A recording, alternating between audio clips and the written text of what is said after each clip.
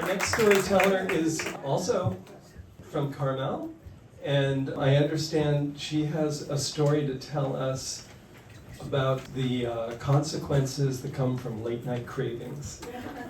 Please welcome to the stage Polly Osborne. This story takes place in 1963. I'm almost 13 years old. I have a diary and I collect autographs. It's a big time of year. It's late January in Pebble Beach, and it's the Bing Crosby Pro-Am golf tournament, and all the celebrities are there. We have George C. Scott, Jack Lemmon, Tennessee Ernie Ford, Shirley MacLaine, Bob Hope. Bing Crosby has collected all his buddies, and they're all in Pebble Beach. They're all staying at the Del Monte Lodge, and they're playing on the golf courses there.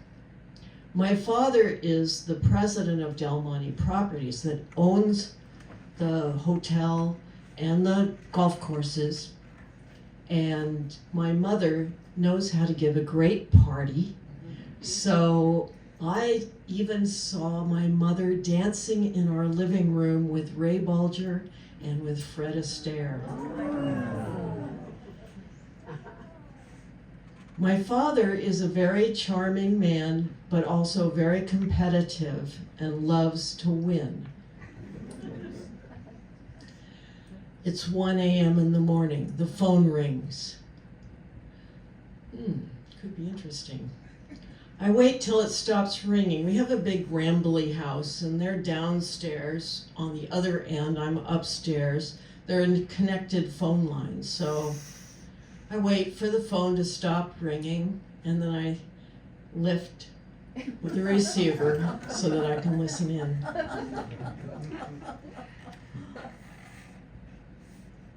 Hey, I need a sandwich. Can you get me a sandwich? My mother says, just a minute, please. Let me get Richard. I can hear the backgammon going in the background, the dice rolling and stuff. And he comes to the phone. May I help you? This is Sinatra.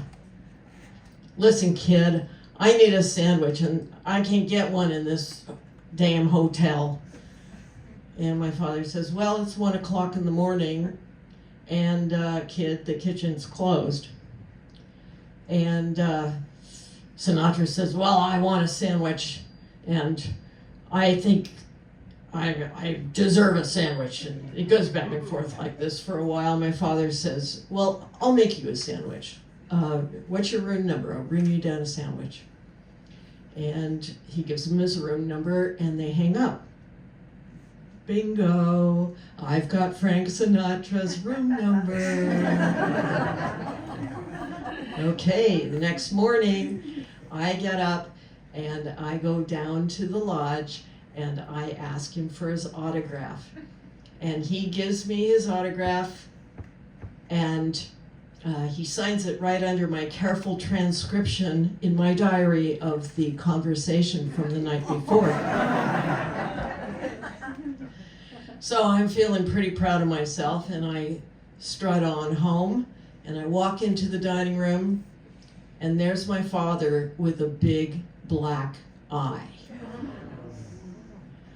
What happened, Daddy? Well, I made a sandwich, and I went down to Frank Sinatra's room, and I knocked on the door, and he came out swinging, decked me in the eye, and I fell down, hurt my knee. Sandwich and champagne went flying. I forgot to mention, yes, he grabbed champagne as well as a sandwich, because we always keep champagne around in case of emergency. Anyway, he said, and I had to go to the doctor this morning because my knee hurt, but he said, I know who hit you because he was just in here with a broken finger. Well, Daddy, did you hit him back? No. Why not?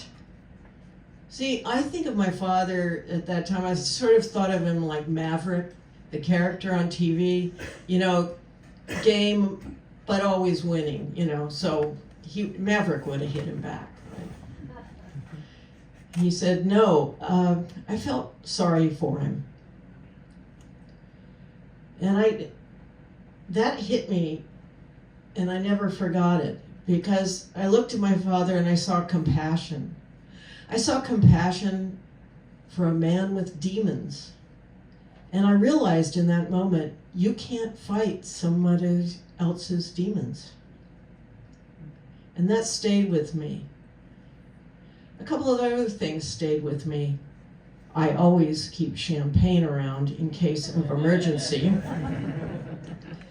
And I know that I know why Frank Sinatra spent the rest of his life with a bent finger.